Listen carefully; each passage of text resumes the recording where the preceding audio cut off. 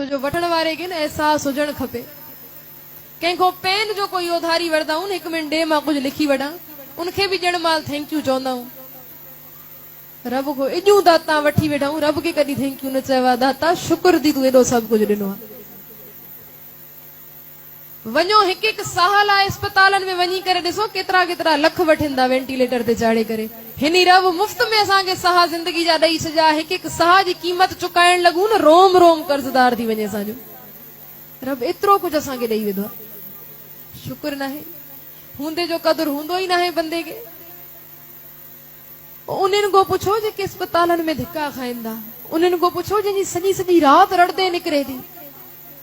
कोई रोग को परेशान आहे, कोई गरीबी को परेशान आहे, कोई औलाद को परेशान आहे, सुखी कोई भी ना है। छो सतगुरु चवंदा नी बाली रोवे ना है भतार, नानक दुखिया सब संसार, हर बंदो दुखी आहे।